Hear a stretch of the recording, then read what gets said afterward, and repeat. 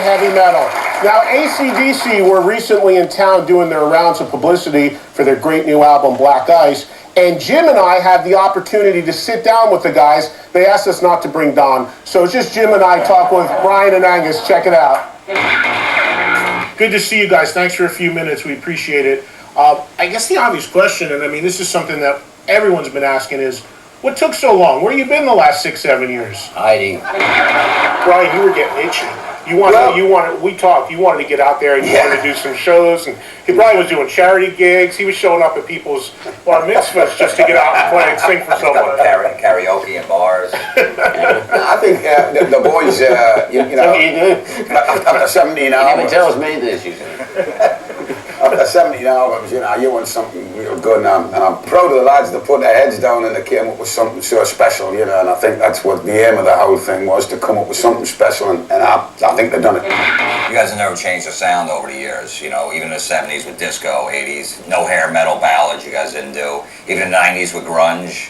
Did you ever get tempted? This is the only thing we really know how to do, I mean, it'd be a bit hard to kind of say what they're going to metamorphosis into a jazz band or something. I can't picture you on stage wearing a flannel in the grunge Well, that's era what I mean. and standing there and not moving. Or Brian rapping or anything like that. I can't picture Brian on stage wearing his pants like here with his boxers sticking out the back like Fred Durst. But this guy wears his pants a little short, the schoolboy outfit. You still going to be doing that on the upcoming tour? Yeah, well, I can't play without that thing on. Really, I can't. This is the Clark Kent of rock and roll. You can see it in the dressing room before he goes on. Are you going to chuck a moon this tour too, still? Do I check them? It depends. That's your favorite part. Is it? Yeah, he looks forward to Well, not in a sexual way, I'm just saying. He's kidding. He talks a lot to me about that part of the show. Does he?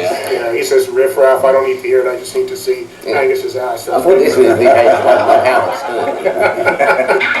Brian, tell me about singing. What kind of prep do you do getting ready for a big tour like this? Can I show him, Angus? Yeah! That's it. That's all. That's your warm up. Yep, I go into the shower. Angus will tell you I'm not lying, and that's it. I go, right lads, I'm ready. So it's none of those vocal instructions or scales or anything like that? Well, the lads would kick the out of us if I did do that.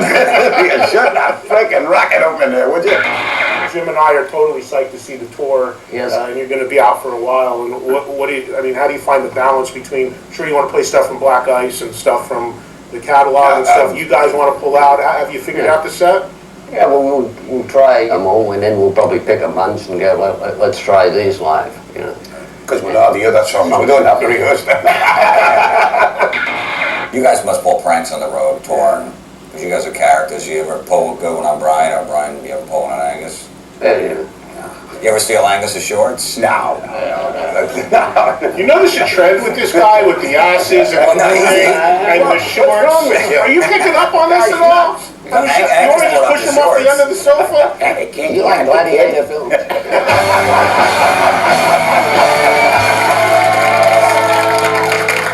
Jim was Wait, you don't call me for that? They asked us not to bring you. They saw the show and they said, leave the guy that sits in the middle at home. We don't want to see him. I think those guys thought I might have been a little effeminate, right? They did. I mean, you were going on and on about the shorts and the Well, like ass. the great Bon Scott said, they used to ask him, are you AC or are you DC? He goes, I'm the lightning bolt in between. I always loved that when he said that. Is that how you feel you are? No. Well, Mike, why don't you help out our friend